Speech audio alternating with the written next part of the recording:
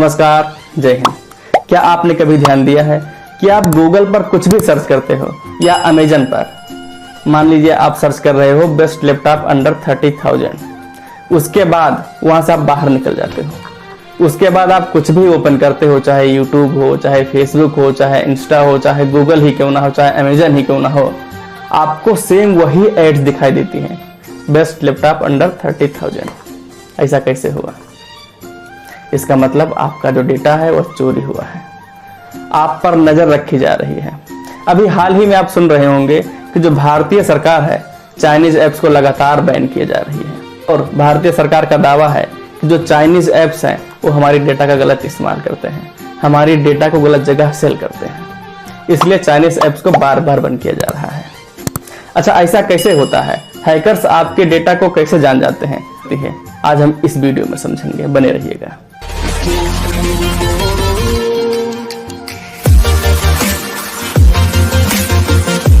जब हम इन ऐप्स पर जीमेल आईडी और मोबाइल नंबर से लॉगिन करते हैं, वैसे ही वो हमारे डेटा को सेव कर लेते हैं। उसके बाद मैं आपको जो बताऊंगा सिर्फ एक तरीका है, उसके अलावा भी वो कई तरीके यूज करते हैं, लेकिन जो मेजर तरीका है मैं आपसे डिस्कस करूंगा। चलिए मैं पहले फेसबुक की बात करता हूं।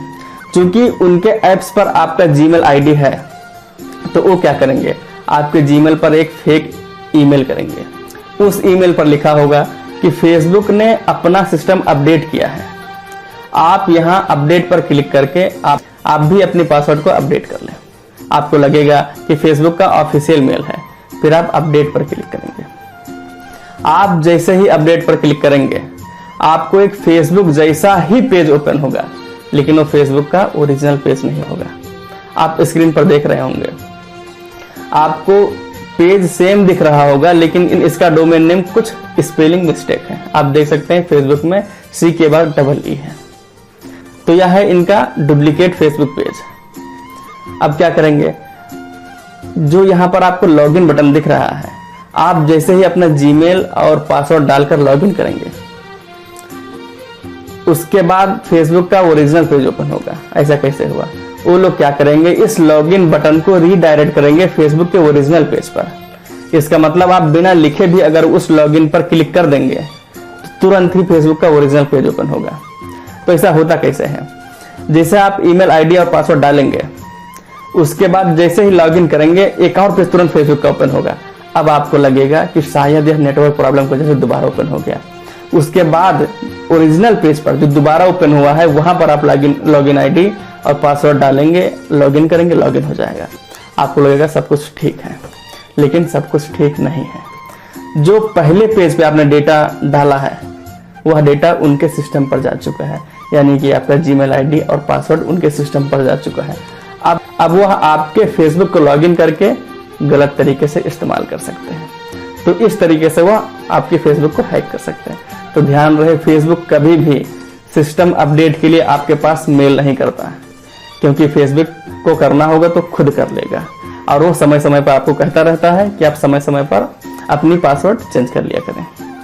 अब दूसरा तरीका आता हूँ, एटीएम कैसे हैक करते हैं। अब चूंकि इनके ऐप्स पर आपने जीमेल आईडी भी दिया है और मोबाइल नंबर भी दिया है, तो वो आपके मोबाइल नंबर पर कॉल करेंगे और कहेंगे कि आपका एटीएम कार्ड को अपडेट किया जा रहा है, कृपया आप अपना एटीएम नंबर दीजिए। आप जैसे ही एटीएम नंबर देंगे, उसके बाद वो बोलेंगे कि वेरिफिकेशन के लिए ओटीपी चाहिए जो आपके मोबाइल पर आया है, कृपया उसको दे दीजिए। आप जैसे ही ओटीपी देंगे, आपके एटीएम से पैसा निकल जाएगा।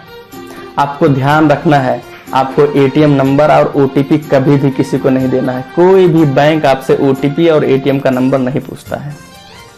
चलिए, यह तो था फेसबुक और एटीएम हैक्स करने का तरीका। अगर हैकर चाहें तो आपका कुछ भी हैक कर सकते हैं, क्योंकि आपका डेटा उनके पास है, तो आपके साथ कुछ भी खेल खेल सकते हैं। अगर मैं मान लूं कि आपके पास नेट बैंकिंग है, तो आपका नेट बैंकिंग भी वो हैक कर सकते हैं। कैसे? जिस तरह से उन्होंने फेसबुक के लिए एक ईमेल किया था, सेम आपके बैंक का पेज का ही, सेम आप स्क्रीन पर देख सकते हो, सेम आपके बैंक का पेज का ही एक ईमेल आएगा कि बैंक के सिस्टम को अपडेट किया गया है, आप भी अपनी पासवर्ड और ट्रांजैक्शन पासवर्ड को चेंज कर लें। उसके बाद आप जैसे ही अपडेट पर ओके करेंगे, आपके पास एक फेक बैंक का पेज ओपन हो जाएगा। ये भी वैसा ही होगा, जो कि ओरिजिनल नहीं होगा, फेक होगा। अब आप देखेंगे यहाँ पर आप अपना डिटेल भरेंगे, जो आपको स्क्रीन पर दिख रहा होगा कि आप नाम, डेट ऑफ बर्थ और अपना जो भी डिटेल है, ट्रांजैक्शन पासवर्ड, यूजर आईडी, सब कुछ भरेंगे और अपडेट कर देंगे। अपडेट करते ही तुरंत ही उसी बैंक का ओरिजिनल पेज ओपन हो जाएगा, क्योंकि उन्होंने उस अपडेट बटन को उसी ओरिजिनल पेज पे रिडायरेक्ट कर दिया है। अब आपको लगेगा कि शायद सिस्टम में कोई दिक्कत है, फिर आप सब कुछ डिटेल भरेंगे, लॉगिन हो जाएगा। लेकिन ध्यान रखिए, आपने जो पिछले पेज पर जो भी डिटेल भरा है वो सारे डिटेल हैकर्स के पास आ चुका है। अब हैकर्स आपके लॉगिन आईडी को, पासवर्ड को लॉगिन करके, आपकी आईडी को लॉगिन करके आपका पैसा निकाल सकते हैं। तो अब आप थोड़ा सा सावधानी रखकर आप इन हैकरों से बच सकते हैं। जैसे कि आपके पास ऑफिशियल बैंक का पासवर्ड अपडेट का ईमेल नहीं आता है, फर्स्ट चीज।